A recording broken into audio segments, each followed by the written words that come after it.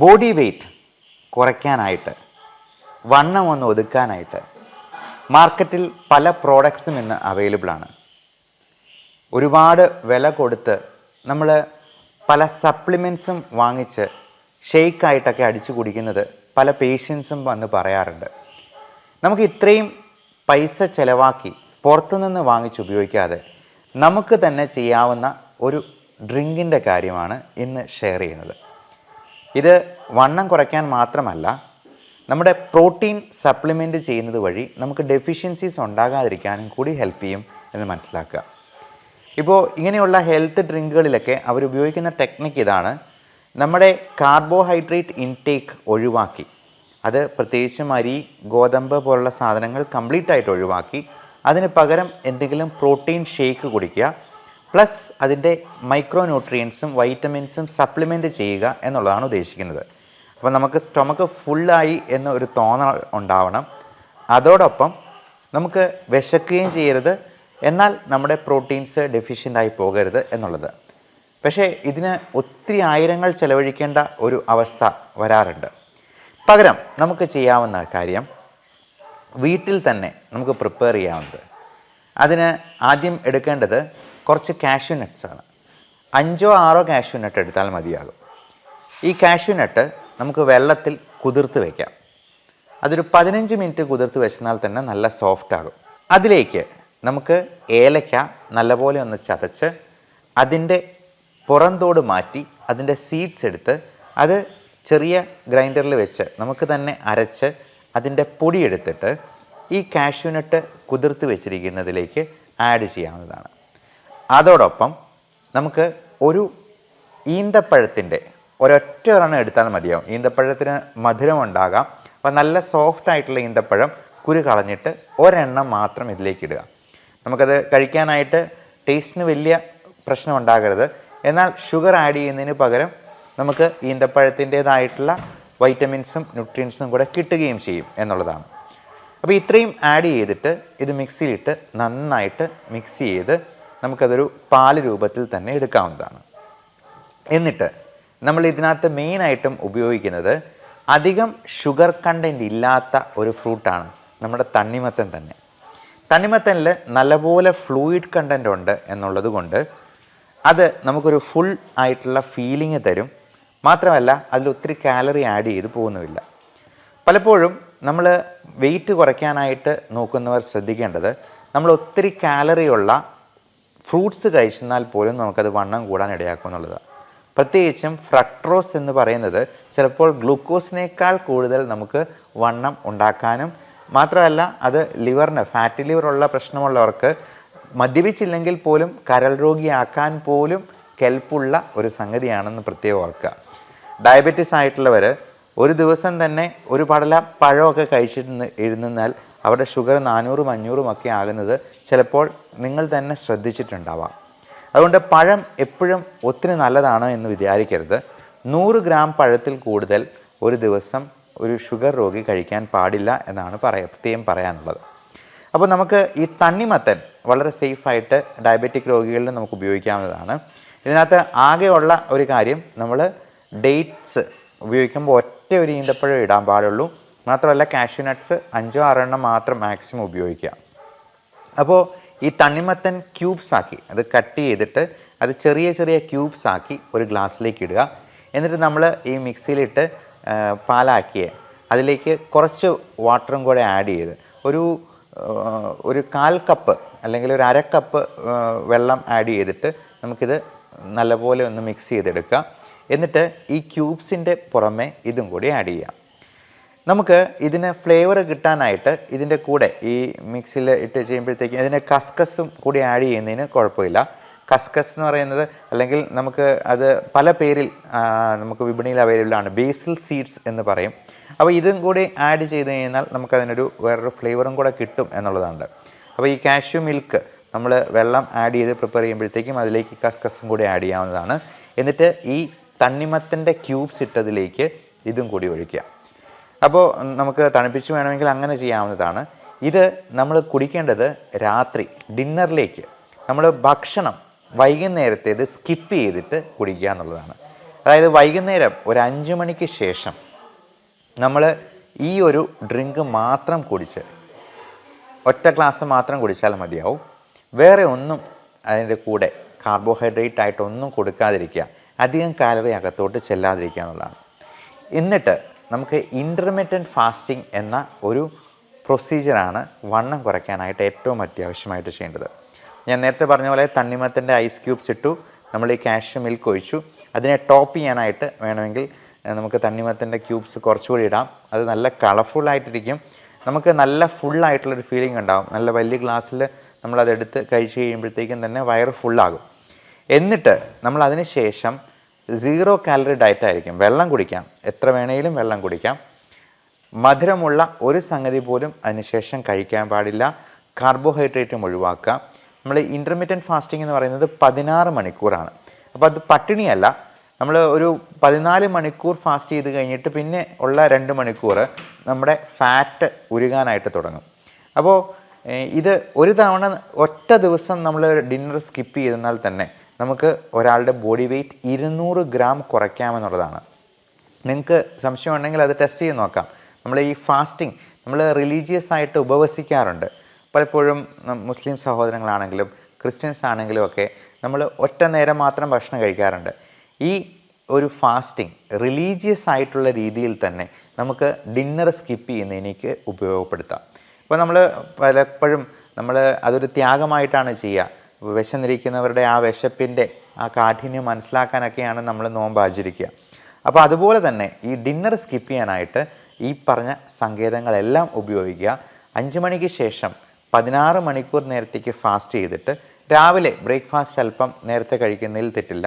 അതായത് 7 പ്ലസ് ബാക്കിയുള്ള 16 മണിക്കൂർ 9 മണിക്കൂറും കൂടെ കഴിഞ്ഞ് രാവിലെ 9 മണിക്കോ അല്ലെങ്കിൽ ഒരു 10 മണിക്കോ ബ്രേക്ക്ഫാസ്റ്റ് കഴിക്കുക.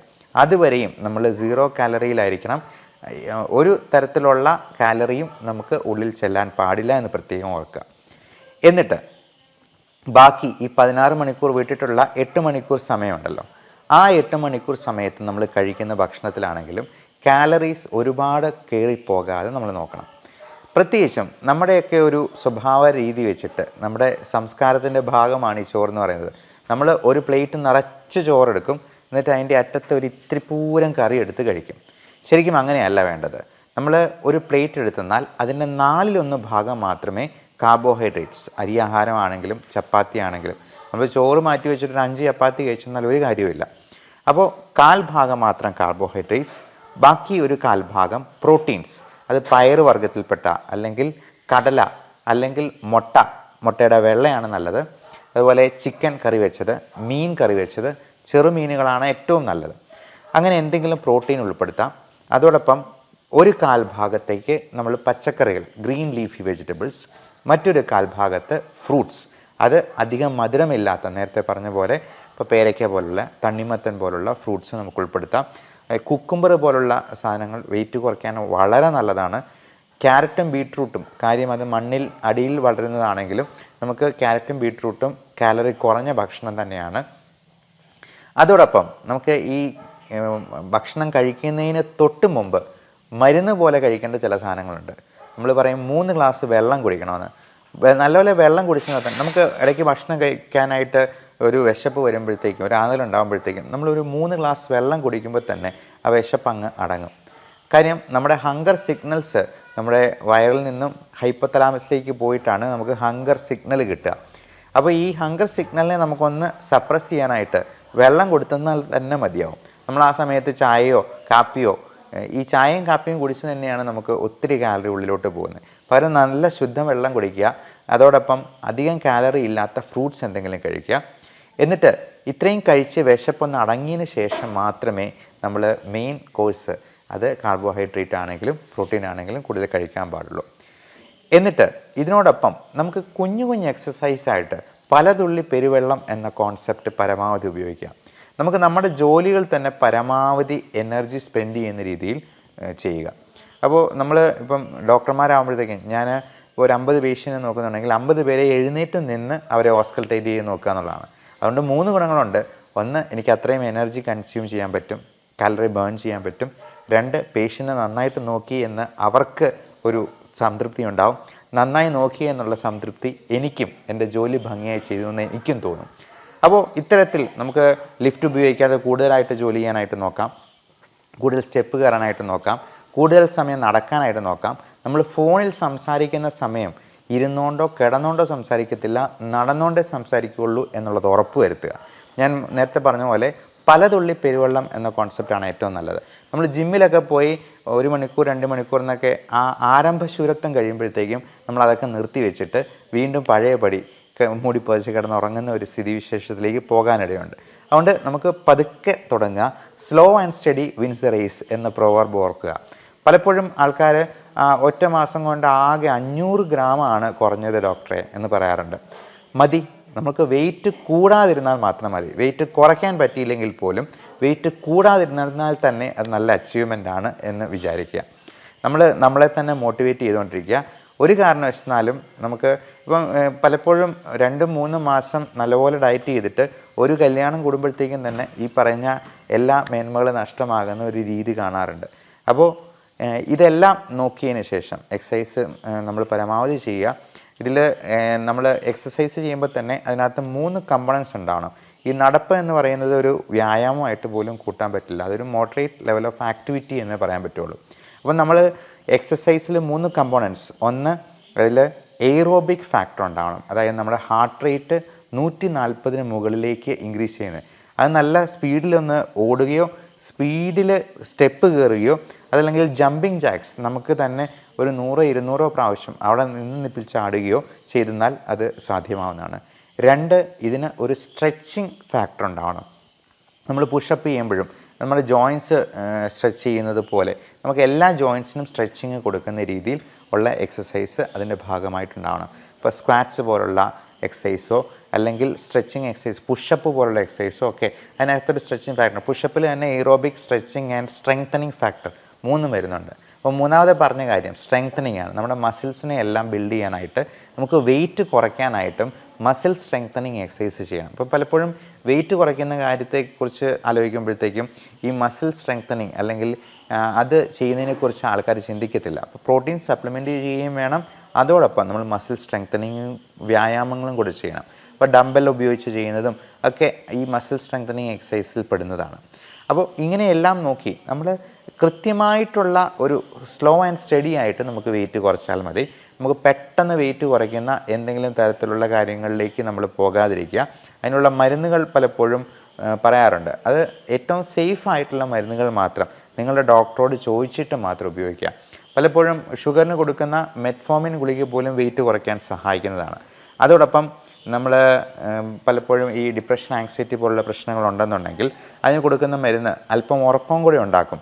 അപ്പോൾ നമ്മൾ ഒരു കാര്യം പ്രത്യേകം ശ്രദ്ധിക്കേണ്ടത്, നമ്മൾ രാത്രി എത്ര വൈകി ഉറങ്ങാൻ കിടക്കുന്നോ അത്രയും നമ്മൾ അടുക്കളയിൽ കയറി എന്തെങ്കിലും കഴിക്കാനുള്ള ടെൻഡൻസി വളരെ കൂടുതലാണ്. അത് മിക്കവാറും മധുരപലഹാരങ്ങളോ കാലറി കൂടി എന്തെങ്കിലും ആയിരിക്കാൻ ചാൻസ് ഉണ്ട്. അതുകൊണ്ട് എത്രയും നേരത്തെ കിടന്നുറങ്ങുക.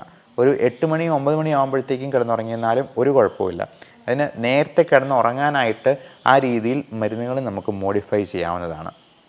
അതോടൊപ്പം ഈ വെയിറ്റ് കുറയ്ക്കാനുള്ള വളരെ നല്ല മരുന്ന് ഇപ്പം മോഡേൺ മെഡിസിനിൽ തന്നെയുണ്ട്. അത് പലതരത്തിൽ ആക്ട് ചെയ്യുന്നതുണ്ട്. നമ്മുടെ ഫൈബർ കണ്ടൻറ്റ് കൂട്ടുന്ന രീതിയിലുള്ള ആൽഫ സൈക്ലോഡെക്സ്ട്രിൻ എന്ന് പറയുന്ന മരുന്നുകളുണ്ട്. അതുപോലെ നമ്മുടെ ഫാറ്റ് അത് അബ്സോർബ് ചെയ്ത് പോകാതെ ഇൻറ്റസ്റ്റിനിലൂടെ അത് മലത്തിൻ്റെ കൂടെ തന്നെ പോകുന്ന രീതിയിലുള്ള ഫാറ്റ് കില്ലിംഗ് ആയിട്ടുള്ള മെഡിസിൻസ് ഉണ്ട്. അപ്പോൾ ഇത്തരത്തിലുള്ള കാര്യങ്ങളെക്കുറിച്ച് നിങ്ങളുടെ ഡോക്ടറോട് ചോദിച്ച് മനസ്സിലാക്കുക. അത്യാവശ്യമെങ്കിൽ അങ്ങനെയുള്ള കാര്യങ്ങൾ നോക്കുക. അപ്പോൾ വെയിറ്റ് കുറയ്ക്കുക എന്ന് പറയുന്നത് പല അസുഖങ്ങൾക്കും ഒരു ഒറ്റമൂലിയായിട്ട് കണക്ക് കൂട്ടാം. Diabetes, hyper tension, cholesterol, fatty liver എന്ന് വേണ്ട മുട്ടുവേദന, കാലുവേദന പോലുള്ള പ്രശ്നങ്ങൾക്ക് പോലും അതൊരു നല്ല പ്രതിവിധിയാണ്. അത് ഏറ്റവും ഭംഗിയായിട്ട് ചെയ്യാനും അത് വളരെ പതുക്കെയാണെങ്കിലും സ്ലോ ആയിട്ടാണെങ്കിലും അതിന് റിസൾട്ട് കിട്ടുമോ എന്നുള്ളത് നോക്കുക. കാരണം വെയിറ്റ് കുറയ്ക്കേണ്ടത് വളരെ വളരെ അത്യാവശ്യമാണ് ഇന്നത്തെ ഈ ജീവിതശൈലി രോഗങ്ങളുടെ കാലത്ത്. Thank you.